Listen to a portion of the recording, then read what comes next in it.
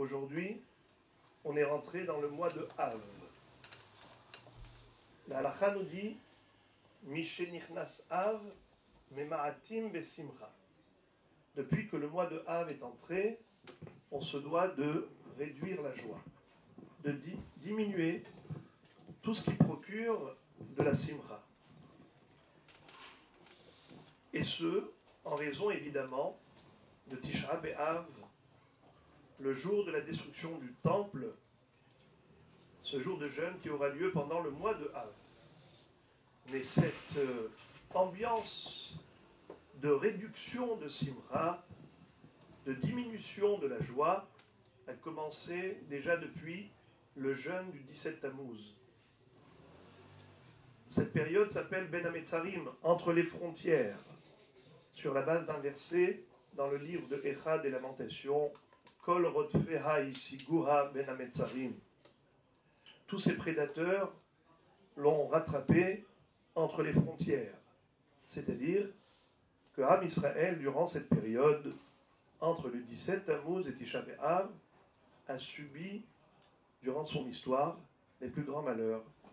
La destruction du premier temple, du second temple, et d'autres catastrophes qui ont parsemé l'histoire juive ont eu lieu durant cette période de Ben Hametzarim. Donc plus on approche Tisha B'Av, et plus s'intensifie l'ambiance de deuil. Mais en réalité, cette notion du deuil pour Jérusalem doit nous accompagner toute la vie. Même le Khatan, le jour de sa Khoupa, au moment où il casse le verre, il récite d'abord ce fameux verset Im eshkachech Yerushalayim, tishkach yemini, tidbak leshoni lechiki im lo ezkerechi, im lo alet Yerushalayim, al rosh simchati.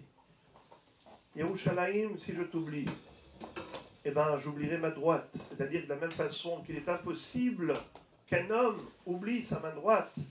C'est celle qui lui permet de réaliser toutes les entreprises durant sa vie. Il est impensable qu'un homme oublie sa main droite. Ainsi, impossible d'oublier Yerushalayim. Le Shulchan Aruch parle même de cendres que l'on devait mettre sur la tête du Khatan à la place des téphilines. Efer tachat pe'er, ça s'appelle Efer maklé. Et également, la Kala doit s'abstenir de mettre tous ses bijoux. Elle ne les met pas tous. Il faut qu'elle en laisse un qu'elle n'ait pas mis. Et auquel titre? Justement ce qu'on vient de dire, Imeshkacher Yerushalayim. Tant que Yerushalayim n'est pas reconstruite, eh bien notre simcha n'est pas parfaite. Ça se traduit également par une halakha qui concerne celui qui construit une maison. Lorsqu'il arrive au niveau des finitions, on lui dit « Stop, tu dois laisser en face de la porte de la maison une amas carrée, une coudée sur une coudée, sans peinture, afin que le chantier ne soit pas complètement achevé. » Pour quelle raison? La maison de Dieu n'est pas reconstruite. La nôtre ne doit pas être parfaite. On a l'impression qu'on est toujours en chantier. Oui, on est en exil. La Shekhinah n'est pas retournée à Tzion. Même sur la table, lorsqu'on reçoit des invités et qu'on a évidemment le devoir d'accueillir convenablement nos convives, nos invités. Mais malgré tout, on ne va pas remplir toute la table de plats et de salades, on laisse une petite place vide. Pour quelle raison? Là encore, Zecher la Khurban, en souvenir de la destruction du Beth Amikdash. Et le Shulchan Aruch va dire Ra'ui v'nachon lekol yirei shamayim lihiot metzer vedoeg al Khurban Beth Amikdash. Il est bon que ceux qui craignent Dieu, qu'ils prennent à cœur le Khurban Beth Amikdash et qu'ils aient dans le cœur un petit coin d'ombre, de chagrin, d'angoisse, de soucis, en se disant, mais quand est-ce, Ribono Shel Olam, vas-tu reconstruire ta maison? C'est là qu'on sera vraiment consolé. D'ailleurs, il est une bonne coutume que de faire le Tikkun Chatzot. Tikkun Chatzot, c'est-à-dire à minuit, qui est l'heure propice pour les prières, parce que ça s'appelle Et Ratzon. C'est un moment de volonté, d'agrément de la part d'Akadosh Baruch Hu, où il exauce plus facilement les prières. C'est un zman de Et Ratzon. On fait une prière spéciale à ce moment-là, pour le Binyan Bet HaMikdash. Le Midrash va dire que carrément, le thème de discussion et de conversation du peuple juif, c'est toujours autour du Bet HaMikdash, autour de la Géoula, autour de la rédemption, du Mashiach. Vechol Siyah Hasadeh. C'est un verset dans Bereshit.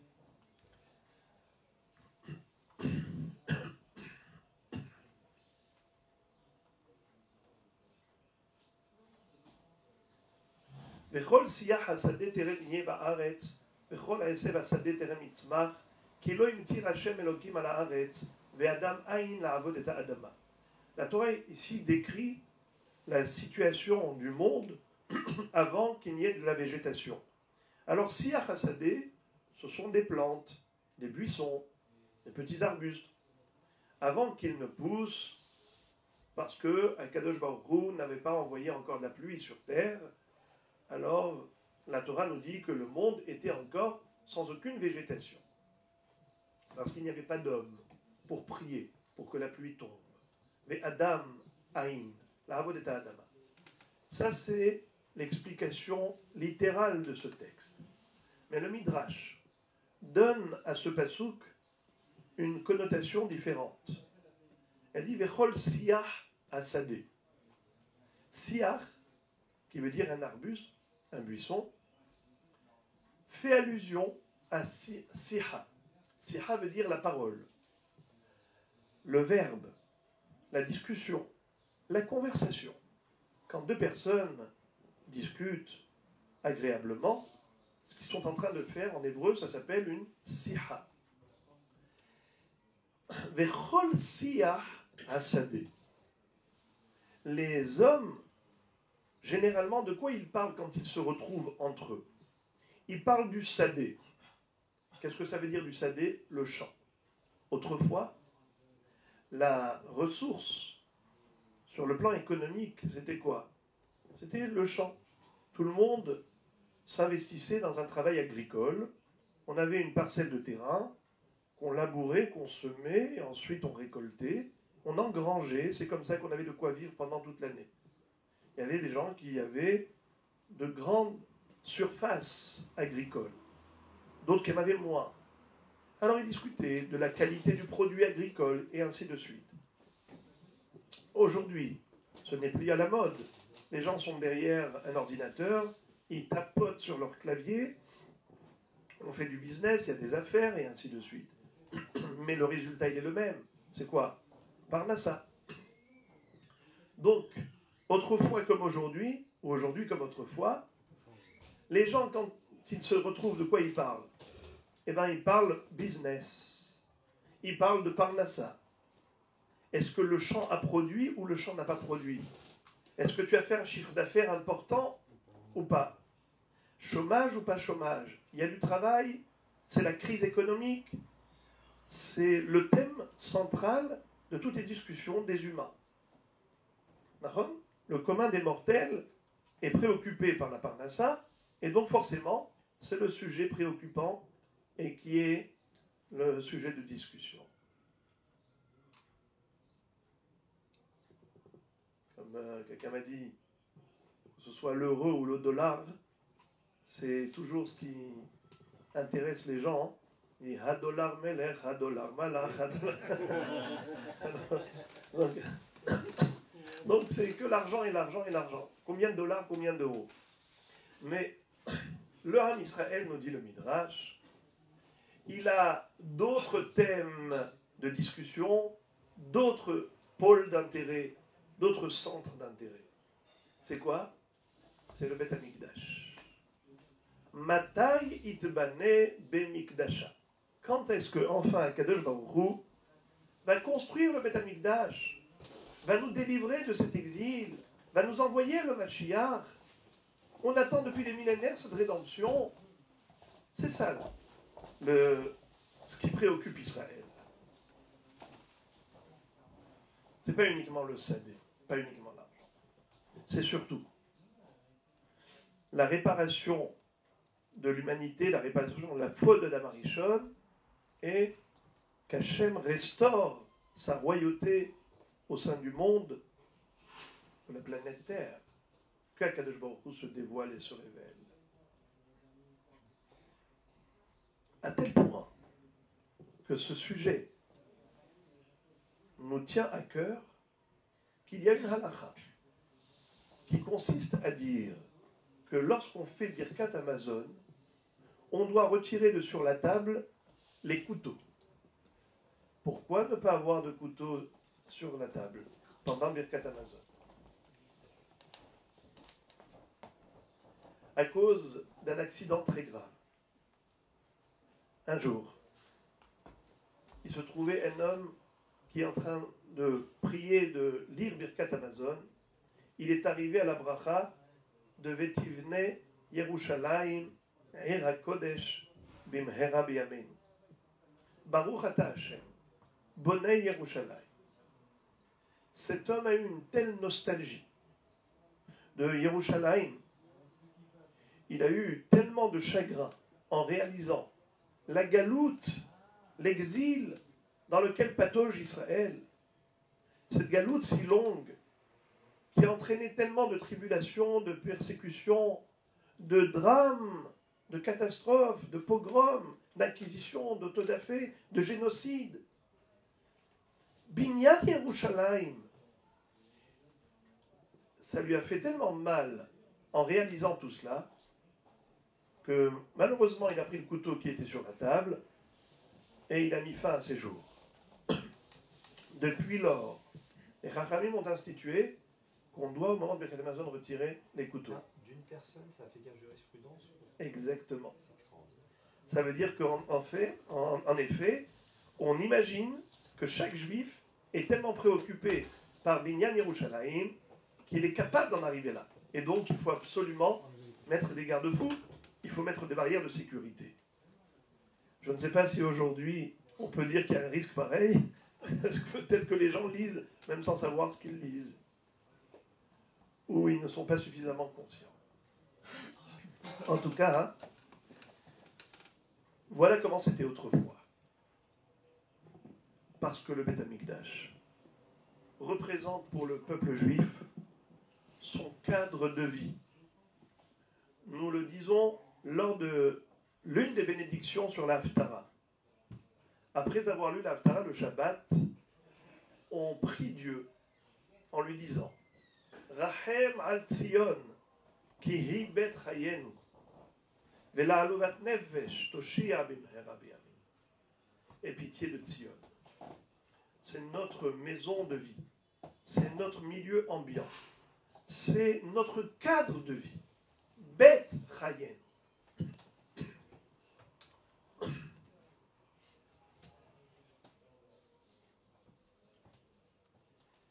Bet Hayenu, pourquoi?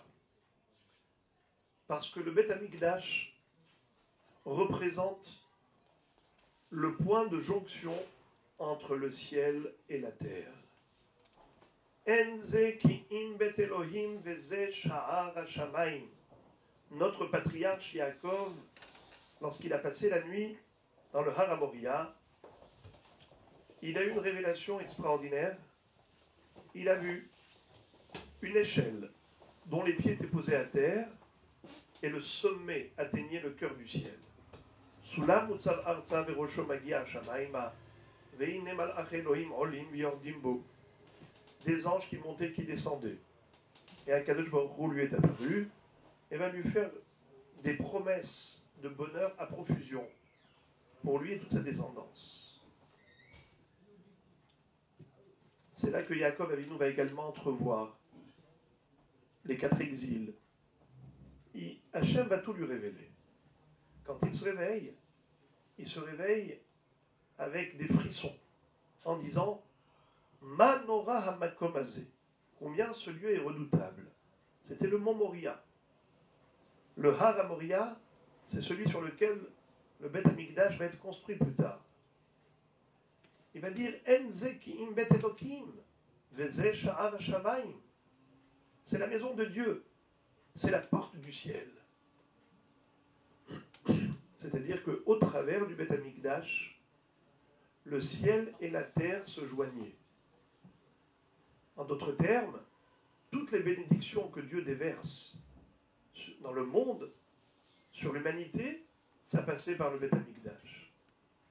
Au point où les Chachamim vont nous dire que depuis la destruction du temple, Nital Ta'am Aperot, Misheharav Hamikdash, Nital Ta'am Aperot. Même les fruits ont perdu leur saveur, le bon goût, les belles couleurs, la bonne odeur, les bonnes saveurs du goût du fruit, même ça a été atténué, considérablement réduit depuis la destruction du Beth Amikdash. Même au niveau de la vie matérielle, on n'a plus la même bracha. Même la beauté. Chachamim nous disent que il y a 10 doses de yofi, la beauté que le monde a reçue. Figurez-vous que c'était réparti ainsi. Tisha natla Yerushalayim ve'echad kol haolam kulo. Sur les 10 doses de beauté, Yerushalayim a reçu 90%. Il n'y a que 10% qui avaient été répartis ailleurs. Mitzion miklal yofi. Tzion, c'était le centre de la beauté. Et le passouk va dire, dans le livre de Echa, Bene Tzion haikarim hamesulaim bapaz shemeganim et apaz beyofia. Les enfants de Jérusalem étaient tellement beaux que même l'or le plus fin, le plus beau, était sombre à côté de la beauté rayonnante des enfants de Jérusalem. Écoutez une histoire extraordinaire. Vous connaissez l'histoire certainement, mais ce qui est très intéressant, c'est le pirouche que donne à cette anecdote le Maharsha, l'un des commentateurs. La Gemara raconte qu'il y avait un grand maître, un grand rave, qui se nommait Rabbi Elazar ben Pedat. Rabbi Elazar était tombé malade, et lorsqu'il se retrouvait alité dans sa maison, il a eu la visite de Rabbi Yochanan. Rabbi Yochanan, quand il vient voir Rabbi Elazar, il le trouve allongé sur un lit, mais dans une maison sombre et obscure. En effet, Rabbi Elazar n'avait pas beaucoup d'argent. Il vivait dans la précarité, dans des conditions très précaires. Il n'y avait même pas de fenêtre dans sa chambre. Rabbi Yochanan, quand il voit cette obscurité, qu'est-ce qu'il fait? Il retrousse sa manche. Galier les dar'eh, venafal nehora. Et de son bras a jailli la lumière. Comme s'il avait allumé un lampadaire. Rabbi Yochanan, de son bras, il éclaire la pièce, la chambre. Et du coup, qu'est-ce qui se passe? Rabbi Elazar, qui était alité, éclate en sanglots. Il se met à pleurer. Rabbi Yochanan, qui était venu lui rendre visite à ce malade, Rabbi Elazar, lui dit: pourquoi pleures-tu? Est-ce que tu pleures parce que tu vis dans des conditions de pauvreté? Sache que ce n'est pas donné à tous de pouvoir jouir des deux mondes, Olam Hazé et Olam Haba. Lo kol adam zoché lishte shulchanot. Toi, Baruch Hashem, tu as mérité de t'investir dans l'étude de la Torah, l'accomplissement des mitzvot. Tu as certainement une récompense dans l'Olam Haba qui t'attend. Ce n'est pas grave si sur le plan Parnassa, tu n'as pas une grande réussite. Peut-être pleures-tu parce que tu considères que tu n'as pas étudié suffisamment de Torah. Tu aspires à plus. Mais sache, mon ami, Shaninu et Hadam Arbe ve Hadam Amait, Bilvat Shechaven Libola Shamaim. Qu'on étudie beaucoup ou peu, le principal c'est de faire le maximum. C'est de donner tout son cœur à Dieu. C'est de dire, Ribono Shel Olam, la Torah c'est le courrier que tu nous as envoyé. On s'investit pleinement pour essayer de comprendre ta volonté au travers des lignes de la Torah. Donc, tu n'as rien à te reprocher. Pourquoi tu culpabilises? Alors Rabbi Elazar répond à Rabbi Yochanan et il lui dit, Rabbi Yochanan, je ne pleure ni pour le problème de Parnassa, ni pour un manquement au niveau de l'étude. La raison pour laquelle j'ai pleuré, c'est parce que, en voyant ta beauté, en voyant cette lumière qui émane de toi, j'ai pleuré parce que je me suis dit qu'un jour, cette beauté va disparaître. Le jour où tu quitteras ce monde, tu vas te retrouver sous la terre. Haval al hayshufra de bale be'ara. Dommage pour cette beauté qui va se retrouver disparaître sous la terre.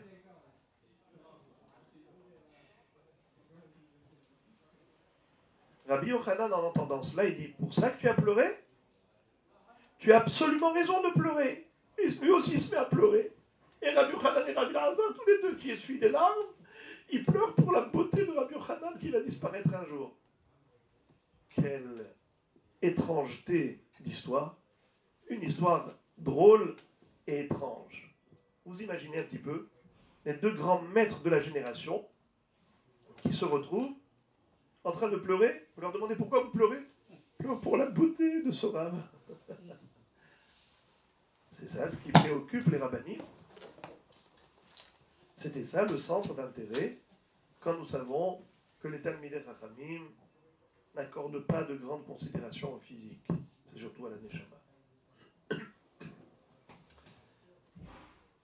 Mais le Maharsha explique que la raison pour laquelle Rabbi Yochanan et Rabbi Elazar ont sangloté en pensant que cette beauté allait disparaître, c'est parce que Rabbi Yochanan a dit de lui-même qu'il était le dernier enfant de Yerushalayim qui avait mérité de recevoir, d'être le réceptacle de cette lumière de la beauté du Beth Amikdash. Comme on l'a expliqué tout à l'heure. Asara kabin shel yofi yardu laolam tisha natla Yerushalayim. Puisque le Beth Amikdash était source de bénédiction, même les fruits étaient délicieux et succulents autrefois. La Gemara raconte qu'il y avait des fruits qu'on appelait Perot Ginosar. Rabbi Yochanan a raconté qu'il en avait mangé des centaines, il était prêt à jurer qu'il n'avait pas encore goûté. Tellement c'était bon. On ne connaît pas ça aujourd'hui. Ce qu'on a, c'est qu'un petit résidu de la bracha qu'il y avait à l'époque. Même cette beauté physique qu'avait Rabbi Yochanan, c'était un échantillon du Beth Amikdash. Benetzion Aikarim Amsulaim Bapaz. Et avec la disparition de Rabbi Yochanan, disparaîtra la dernière trace de souvenir de l'existence du Beth Amikdash. Et c'est ce pourquoi ils ont pleuré. Le deuil pour le Chorban Beth Amikdash.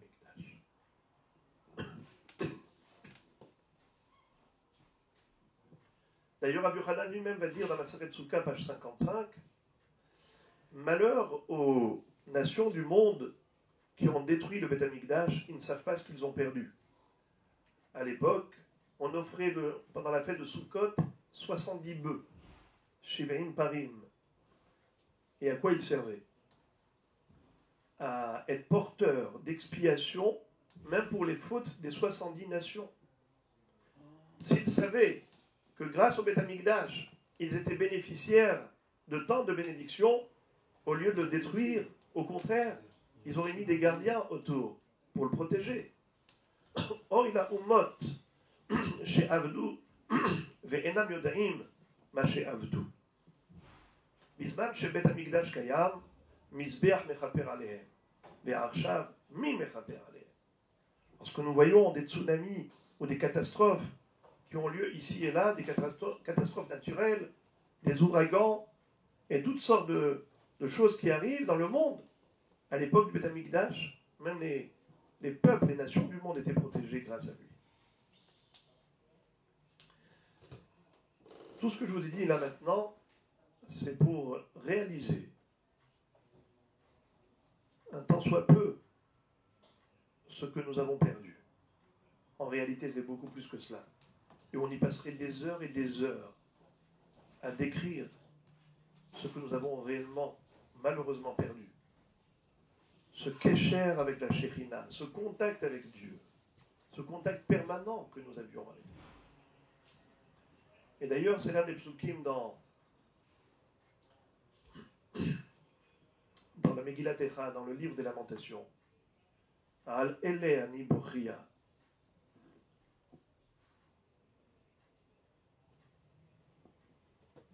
Eni eni yordamaim. Kirahak mimeni.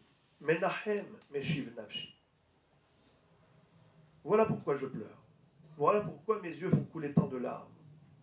Parce que mon consolateur s'est éloigné de moi.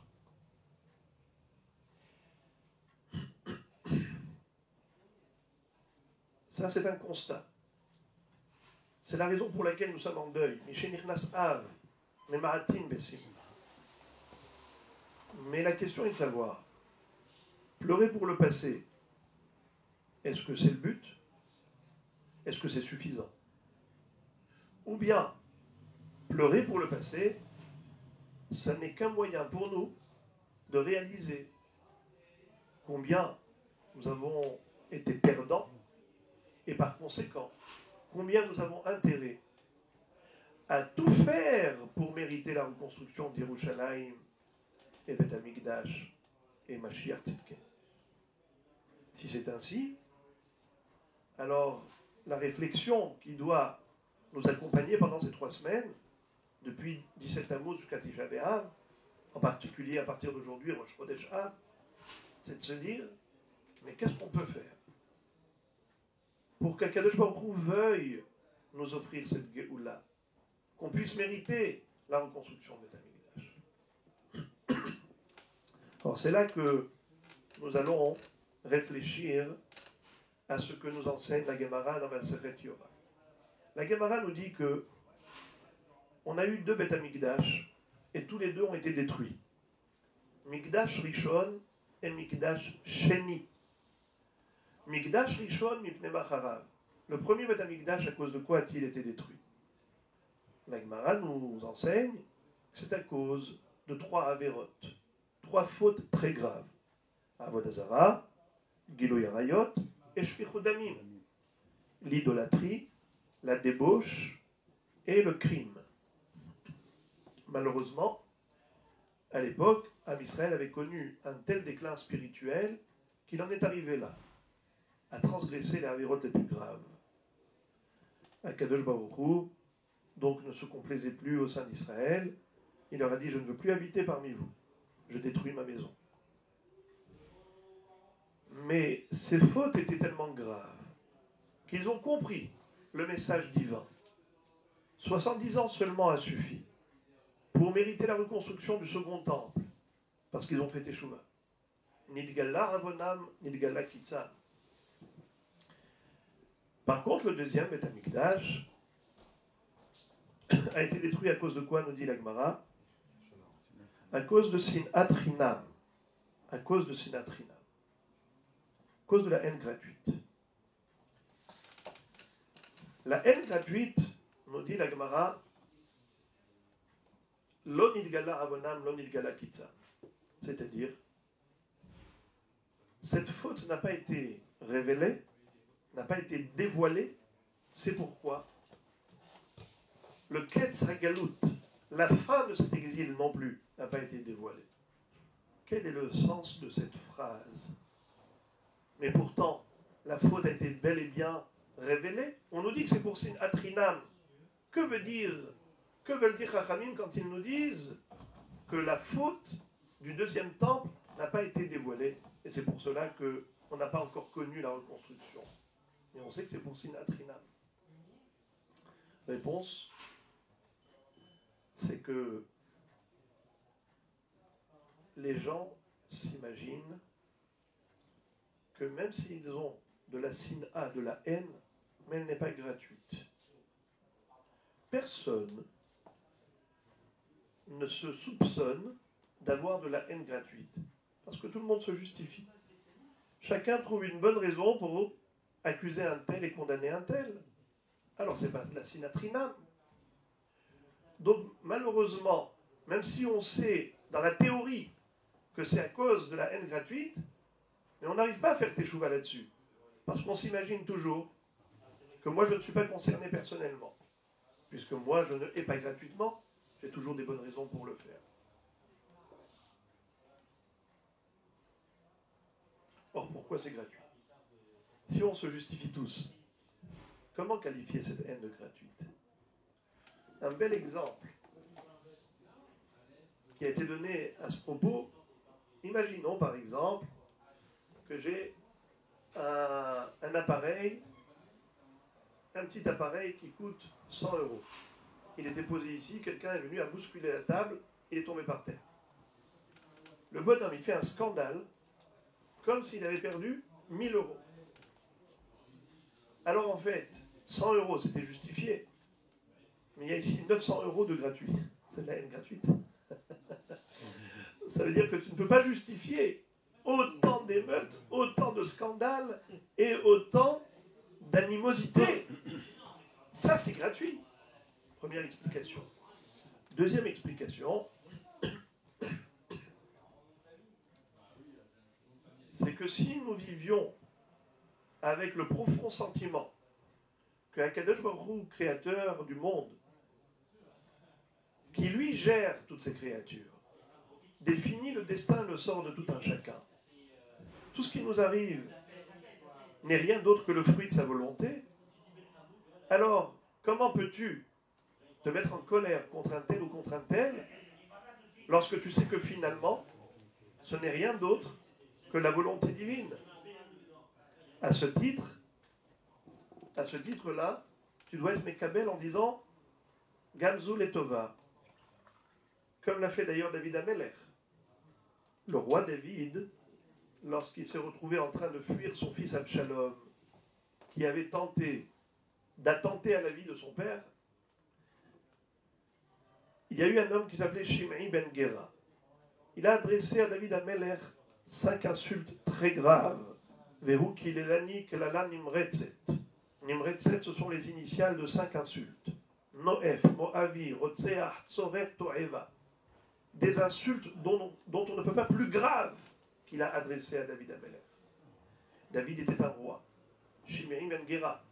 De par ce fait, il devenait passible de la peine capitale. Il devait être exécuté à mort. Or, au moment où le chef d'état-major, qui accompagnait David, qui s'appelait Abishai ben Tserouya, propose à David d'aller décapiter Shimei ben Gera, il lui dit « Laisse-moi 2 secondes, je vais aller décapiter ce chien. » David le retient et lui dit « Mais Mali velachem ben Tserouya, Hachem amarlo kalel et David. » Que voulez-vous de moi, fils de Tserouya? Mais si Hachem a laissé Shimei m'insulter, c'est que Dieu voulait que je subisse ces insultes, ces injures. Donc j'accepte.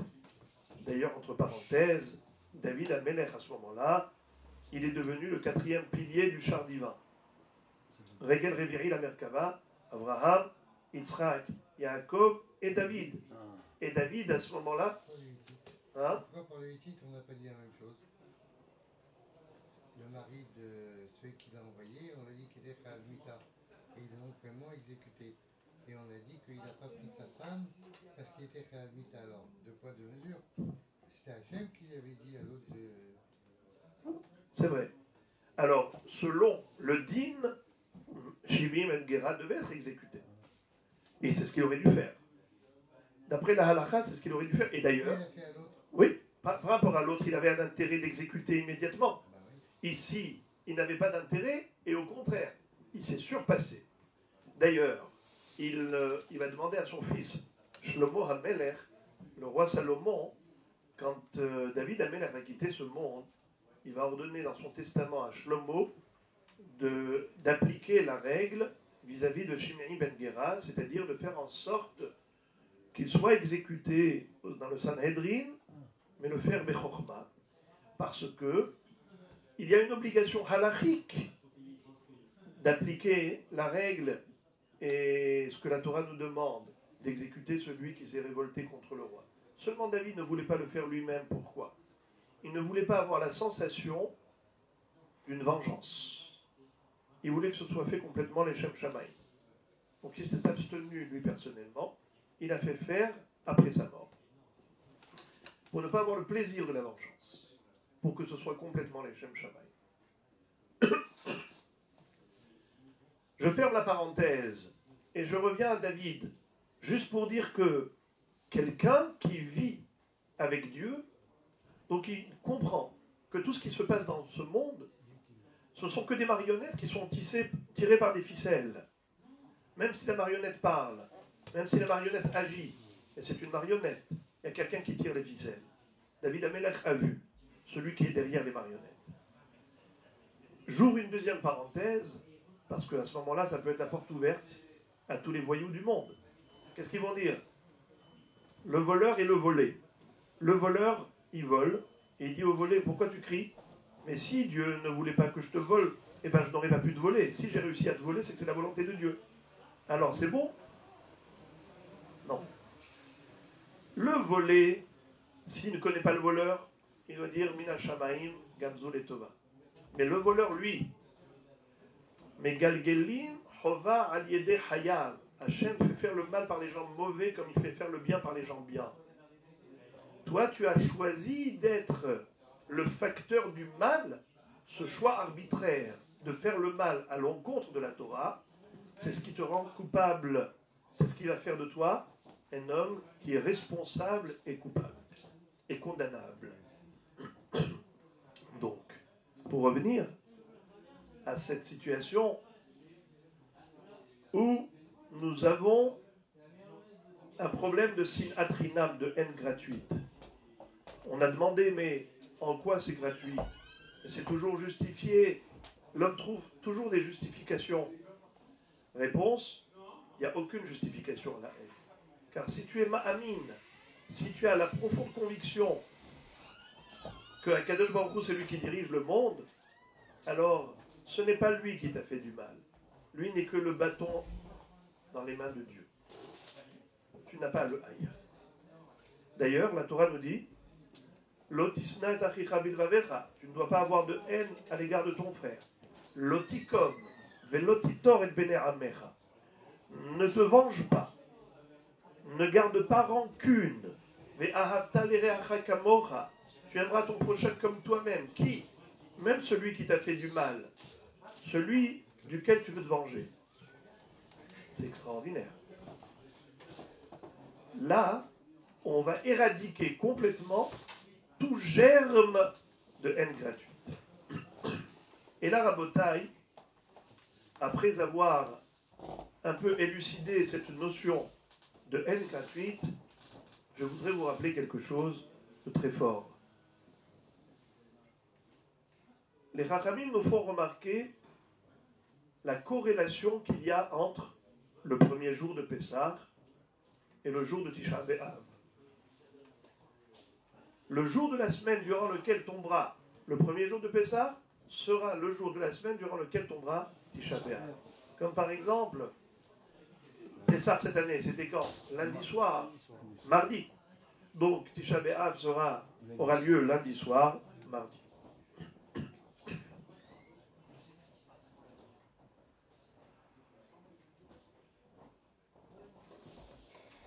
Quel est le rapport entre les deux? Ma Kesher. Quel est le rapport entre Tisha B'Av et Pessah? D'ailleurs, il y a un midrash qui dit Isbi'ani b'merorim hirvani la'ana. Dieu m'a donné à manger du maror à Pessah. Il m'a fait boire une boisson amère à Tisha B'Av. Dans le plateau du Seder de Pessah, on met un œuf. Qu'est-ce que fait l'œuf à l'intérieur de ce plateau du Seder? L'une des raisons, c'est que l'œuf, c'est l'aliment que l'on donne à manger à un endeuillé. Comme la roue qui tourne. Le deuil, c'est une roue qui tourne. Personne n'y échappe. Et comme l'œuf n'a pas d'ouverture, ainsi l'endeuillé n'ouvre pas sa bouche. Il garde le silence. Alors on met dans le plateau du Seder l'œuf pour rappeler que à Pessah, on se doit de nous souvenir de la destruction du temple. À Pessah, pourquoi? C'est très simple. Puisque Pessah, c'est le Zman de la Géoula. Ben Nissan Nig'alou Israël ou Ben Nissan Atidin Leigael. C'est en ce mois-ci qu'Israël a connu la première rédemption, et c'est en ce mois-ci que nous espérons connaître la dernière délivrance. Le Ben Ishraï nous dit qu'étant donné que notre profonde aspiration pendant la nuit du Seder, c'est de mériter la Géoula en chantant les Shana Habba'a Birushalayim Habenouya, les Shana Habba'a Be'ar'ad Israël Benehorin, on souhaite vivement et ardemment nous retrouver enfin libres en Eretz Israël. Là, le Ben Ishraï nous dit qu'il y a lieu de réfléchir, mais comment peut-on mériter la Géoula? Si la galoute est le fruit d'une faute, une faute qui a entraîné la destruction du temple et la galoute d'Israël. Et comme on l'a dit, c'était la Sin Atrinam. Peut-on imaginer qu'il y ait reconstruction sans réparation de la faute? Pourtant, le Yerushalmi va dire Kol dor, shelo nivna bet hamikdash beyamav, ke'ilu neherav beyamav. Toute génération qui n'a pas connu la reconstruction, c'est comme si elle avait vécu la destruction. Pourquoi? Car la même faute qui a déclenché le Khorban Bet Hamikdash, la destruction, c'est cette même faute qui empêche la reconstruction. Donc si on n'a pas encore mérité le Binyan Bet Hamikdash, c'est comme si on a vécu le Khorban. À ce titre, nous dit le Ben Ishraï, nos maîtres ont institué pendant la nuit du Seder 2 trempages. Le trempage de Karpas, Bememelach, le Karpas dans l'eau salée, et le Maror dans le Haroset. Pourquoi ces 2 trempages? Évidemment, on connaît l'interprétation classique, mais le Ben Ishraï rajoute quelque chose de fabuleux, et il dit que le premier trempage rappelle ce qui a entraîné la galoute en Égypte. Et le dernier rappelle le trempage qui a déclenché la délivrance de Galout Mitzrayim. Comment ça? Comment les bénis Israël sont arrivés en Égypte? On s'en souvient. Lorsque Yosef avait été jalousé par ses frères, ils l'ont dépouillé de sa tunique, ils l'ont jeté dans un puits de serpents et scorpions, et ils ont trempé la tunique dans le sang d'un bouc qu'ils avaient égorgé. Vaïtbelou takutonet badam. Sous-entendu que la galoute a commencé en Égypte à cause de ce trempage. Car Yosef, vendu par ses frères comme esclave, il arrive en Égypte, et c'est là que finalement il va devenir le vice-roi. Pendant les années de famine, il va inviter son père à descendre en Égypte avec toute sa famille. C'est là que démarre Galout Mitzrayim. Mais à quel moment ils ont quitté l'Égypte? Au moment où ils vont tremper Ulkartem agudat ezov utvaltem badam asher basaf. Vous prendrez un bouquet d'hysope que vous plongerez, vous tremperez dans le sang d'un agneau pascal.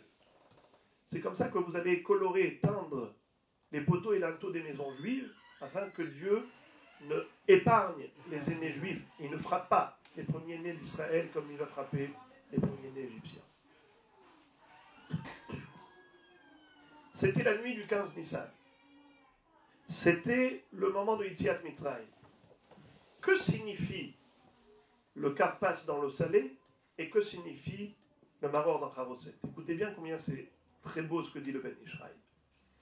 Il dit karpas, c'est la contraction de deux mots. Karpas, kétonet passim. La tunique rayée de Yosef. Dans l'eau salée, parce que l'eau salée, ça représente les larmes qui coulent sur les joues. Les larmes, c'est de l'eau salée. Yaakov Avinu a pleuré pendant 22 ans à cause de cette haine gratuite. Les Bénis Israël ont pleuré pendant 210 ans en exil en Mitzrayim à cause de cette haine gratuite. Karpas bemem melach. Pour qu'on réalise qu'est-ce qu'on a payé cher pour cette sinatrinam. Mais Akadosh Baruch Hu nous dit comment vous allez faire pour sortir d'Égypte. Prenez un bouquet d'hysope. Qu'est-ce que c'est que l'hysope et que veut dire un bouquet? L'hysope, c'est un petit buisson. On devait prendre quelques branches de ce petit buisson et en faire un bouquet. Et ensuite le tremper dans le sang de l'agneau pascal. Qu'est-ce que signifie cette mitzvah? Eh bien, ça signifie que nous, en Israël, on doit être capable de se réunir comme un bouquet. Un bouquet, c'est prendre plusieurs fleurs, plusieurs unités, et d'en faire une seule entité, un seul bouquet. Agudat Ezov. Mais pour en être capable de cette union, de ce fusionnement, il faut déjà acquérir la mida de l'humilité, la hanava. Quelqu'un qui est orgueilleux a du mal à se retrouver toujours en parfaite relation avec la société. Il s'énerve avec un tel, il se vexe avec l'autre, celui-ci il a manqué de respect, l'autre lui a fait ça, et ainsi de suite. Il ne manque pas d'ennemis. Donc on n'arrive pas à réunir, à plus forte raison, pas unir le peuple. Pour y arriver, il faut se faire petit comme le Ézov, comme le petit buisson. D'ailleurs, le lépreux devait amener un bois de cèdre et une branche d'hysope. Pourquoi? On lui dit, tu as parlé du lachon hara des autres, parce que tu te sentais très haut, très grand, très fort, supérieur aux autres, grand comme un cèdre. Sache que tu es aussi petit qu'un buisson. Voilà comment, nous dit le Ben Ishraï, les Chachamim ont tenu à ce que pendant la nuit de Pessah, durant laquelle nous exprimons à Dieu notre souhait ardent de voir enfin la délivrance, et bien Chachamim nous ont permis de réfléchir au comment mériter la délivrance par le biais de la réparation de la haine gratuite, en réalisant que c'est dramatique que de laisser ce microbe se développer entre nous. Il faut absolument l'éradiquer par le biais de justement l'union au sein du peuple. Pardon? Le sang du Corban Pessah, de l'agneau pascal. Alors, vous avez bien fait de me poser la question. C'est parce que l'agneau pascal revêt 5 dimensions. Plutôt 5 critères halachiques qui fusionnent et qui convergent en le même point qui est celui de l'union. Regardez ça. Le thème principal de toutes ces lois, c'est la achdout, l'union. Premièrement, l'agneau pascal qu'on allait égorger, ça devait être un agneau. Et pas autre chose. Pourquoi spécialement l'agneau? Il devait être âgé d'1 an, pas 2. On n'avait pas le droit de briser un os en 2. Pourquoi pas? On devait le rôtir et non pas le bouillir. Pourquoi pas? On devait le manger lorsqu'on était ensemble, Bechaboura, et pas seul. Pourquoi pas? Le Maharal de Prague explique que ces 5 halachot viennent nous enseigner une seule leçon. C'est que le Korban Pessah devait unir Israël. de la même façon que l'agneau, c'est la seule bête que lorsqu'on la frappe sur un membre, tout le corps tremble, comme si le coup avait été donné sur chaque membre du corps. Lorsqu'un Ben Israël souffre, c'est tous les Juifs du monde qui ressentent la même douleur. Il est Ne'echal Behabura, on ne peut pas manger seul le Korban Pessah, ensemble la main dans la main. Il faut qu'il soit âgé d'1 an, car le 1, c'est le chiffre de l'unité, symbole de cette union, et non pas 2, chiffre de la dualité. On ne doit pas briser un os en 2, car on ne doit pas faire de 1, 2. Au contraire, du pluriel, faire un singulier, et pas l'inverse. Le Ben Ishraï donc nous explique que c'est pourquoi la nuit de Pessah et la nuit de Tisha B'Av, c'est exactement le même jour de la semaine. Comme pour nous dire, si à Pessah nous n'avons pas compris le message que Dieu voulait nous véhiculer, on n'a pas réparé cette faute de Sinatrinam, on n'a pas extirpé de notre peur, de notre cœur, la jalousie et la haine. Alors, Chas v'Shalom, on peut arriver à Tisha B'Av. Et Rabotai, au moment où Yosef et Binyamin se retrouvent, après ces 22 ans de deuil, que va-t-il se passer? Ils vont se jeter l'un dans les bras de l'autre, et ils vont pleurer. Rachid nous dit pourquoi est-ce qu'ils ont pleuré. Ils ont pleuré, Binyamin a pleuré parce qu'il a vu, par une vision prophétique, que le Mishkan Shiloh, le tabernacle qui va se trouver pendant 369 ans dans la ville de Shiloh, ville du territoire de Yosef Hatzadik, sera détruit. Binyamin pleure pour la destruction du Mishkan Shiloh. Yosef, lui, en revanche, va pleurer également. Mais pourquoi? Parce que par une vision prophétique, il va voir que les 2 Beth Amikdash vont être détruits, ceux qui se situaient dans le territoire de Binyamin. Il pleure pour la destruction qui aura lieu dans le territoire de Binyamin.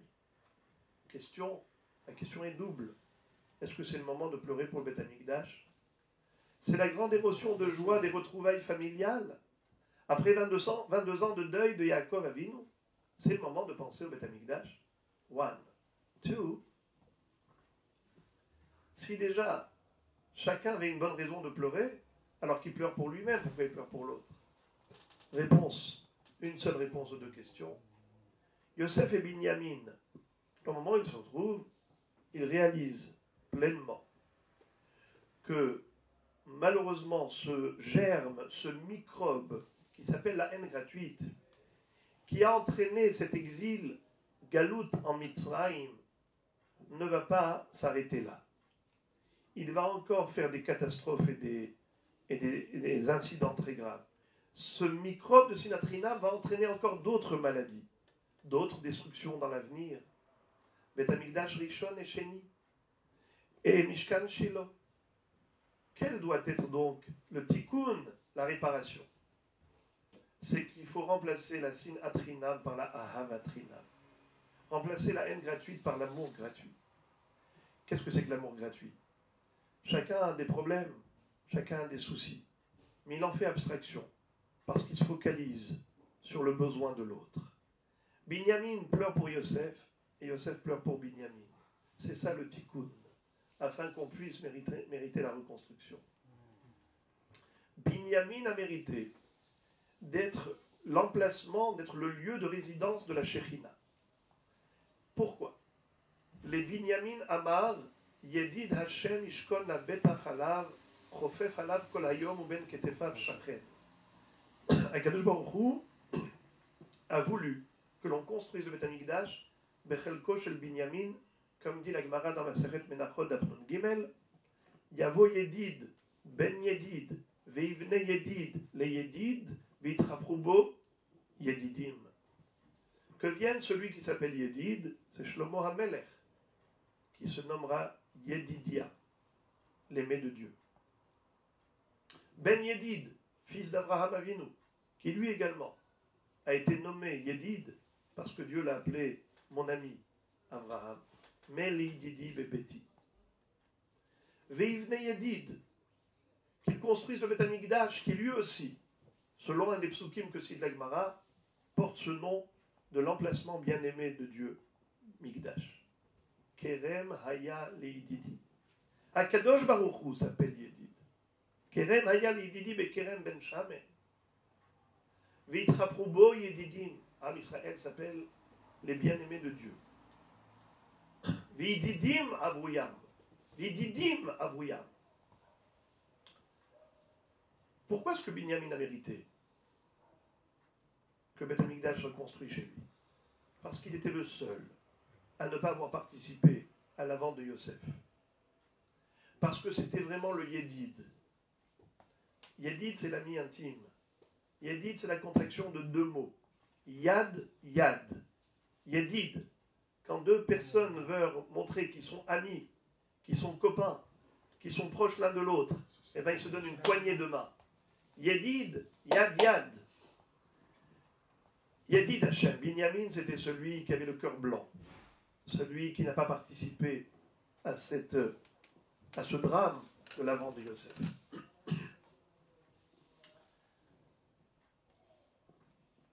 On raconte que l'emplacement précis du Beth Amikdash était autrefois une grange.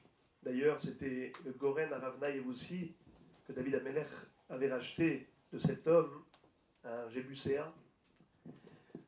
Mais il y avait autrefois deux frères qui avaient une grange là-bas, sur le mont Moria. Ces deux frères étaient associés dans une activité commune, c'était le travail agricole. Ils allaient ensemble travailler leurs terres, mais chacun avait sa grange, ses revenus, sa recette. L'un d'entre eux était célibataire, tandis que l'autre était marié avec une famille nombreuse. Celui qui était célibataire, quand il était chez lui à la maison tout seul, il réfléchissait, il se disait « Mais mon frère, il a beaucoup plus besoin que moi de blé, parce qu'il a de nombreuses bouches à nourrir. Moi, je suis seul, qu'est-ce que j'ai besoin de toute cette richesse ?» Qu'est-ce qu'il a fait? Il s'est mis tous les soirs à prendre quelques bottes de blé et aller les déposer dans la grange de son frère. Son frère, lui également, quand il était chez lui, il réfléchissait et se disait « Moi, Baruch Hashem, j'ai une belle famille nombreuse, mais mon pauvre frère, il est seul. Il n'a pas d'enfant, il n'est même pas marié. La seule satisfaction qu'il a, c'est le produit financier, cet argent. Alors je voudrais le réjouir davantage. Il va prendre des fagots de blé, des bottes de blé, et il va aller les déposer dans la grange de son frère. Et voilà qu'un soir, au beau milieu de la nuit,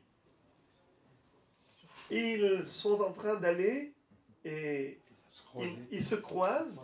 Et quand ils se croisent, ils ont très peur au début parce qu'ils se demandent est-ce qu'il n'y a pas quelqu'un, un voleur qui est venu ici s'immiscer dans leur champ, dans leur territoire.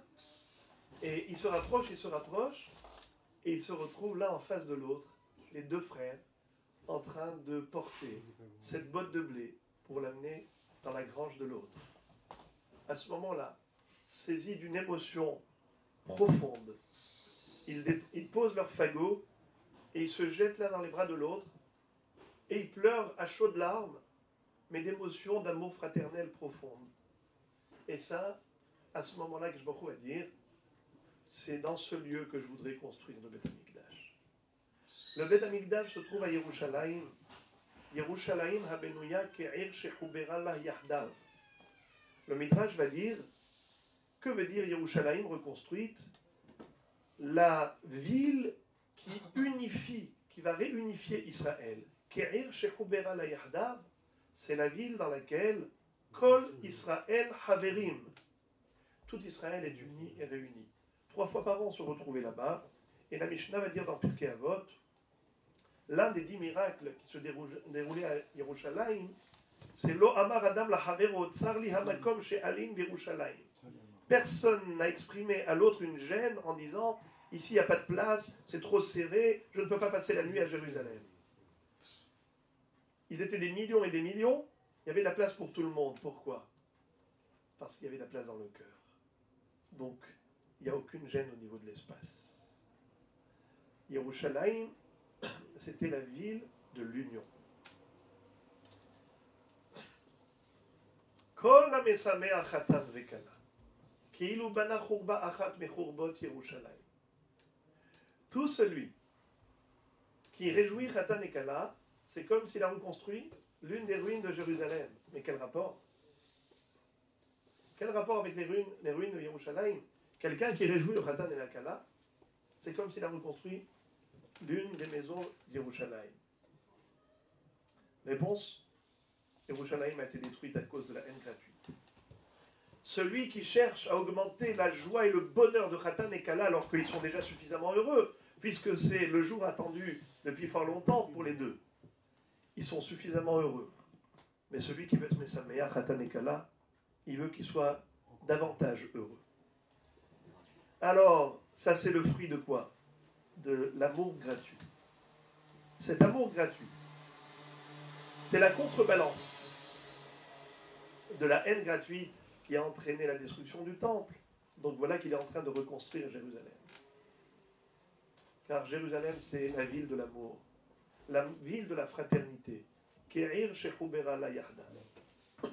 Le jeûne, les 4 jeûnes, d'Istevet, jour du siège des Goïm qui ont assiégé Yerushalayim. 17 Tammuz, jour durant lequel la muraille a été ébréchée. Tisha B'Av, jour de la destruction du temple.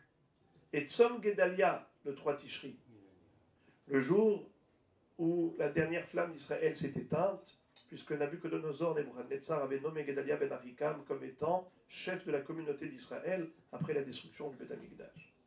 Il restait une poignée d'hommes, quelques milliers seulement, dirigés par Gedalia ben Ahikam, un homme cruel, l'a tué par lâcheté, Ishmaël ben Netanya. Qu'est-ce qu'il a causé? Comme dit Rambam, Kavta Gachelet Israël. La dernière étincelle juive s'est éteinte. C'est comme ça qu'il y a eu dispersion totale. Et Israël a été en ruine. Ces 4 jeunes ont pour thème central, pour thème commun, la destruction du temple. Mais le Passouk nous dit, Koamar Hashem, Tzom HaRevi'i, Vetzom HaShevi'i, Tzom HaHamishi, Vetzom HaShevi'i, Vetzom HaAsiri, Yeh le Bet Yehuda, le Sasson, ou le Simcha, ou le Moadim Tovim. Ces 4 jeunes se transformeront en jour de joie, en jour de Simcha. Et on le sait, chez nous les Juifs, toutes les fêtes ont une bonne raison d'être. Pessah, c'est pas pour commémorer Yetziat Mitzrayim. Shavuot, le don de la Torah. Sukkot, les nuées de gloire. Mais comment est-ce qu'on peut imaginer qu'un jour, ces 4 jours de jeûne deviendront des jours de fête? Qu'on cesse de jeûner, c'est tout à fait normal, puisqu'on n'aura plus de raison de jeûner. Mais comment comprendre que ces mêmes jours de jeûne seront des jours de fête? Mais pour quelle raison ils seront des jours de fête? Réponse, disait le Rav Brevda Zatzal.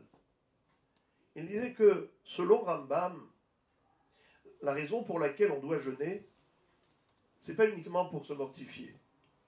C'est pas une simple souffrance. Le peuple juif est trop faible pour souffrir davantage. C'est simplement pour nous donner l'occasion de réfléchir, d'une introspection, de réaliser pleinement à cause de quoi nous subissons encore autant de douleurs et de souffrances. Si cette réflexion peut entraîner chez nous une volonté de nous inscrire dans une démarche positive, celle qui permettra de rendre Israël méritant aux yeux d'Akadosh Baruch Hu, pour qu'Akadosh Baruch Hu décide de oui enfin les délivrer, oui enfin reconstruire Beth Amikdash, oui enfin leur envoyer Mashiach. C'est grâce à quoi? C'est grâce aux 4 jours de jeûne. Donc ce sont les jours de jeûne qui ont été la cause et la bonne raison de la délivrance d'Israël. Donc ce sont des jours de fête. Nous espérons que Kadosh Baruch Hu nous aide à bien digérer ces notions pour réfléchir avec bon sens à ce qu'on doit faire, à ce qu'on doit s'efforcer à réaliser pour réparer cette sinatrinam et la remplacer par ahavatrinam, par l'amour gratuit, et que Akadosh Baruch Hu prenne en considération tous nos efforts conjugués, ces efforts collectifs, pour nous faire mériter Yehirason très bientôt, la reconstruction du Beth Amikdash, et peut-être que ce Tisha B'Av déjà, que nous puissions être déjà durant un jour de fête que nous célébrerons à Yerushalayim dans la joie et le bonheur. Amen.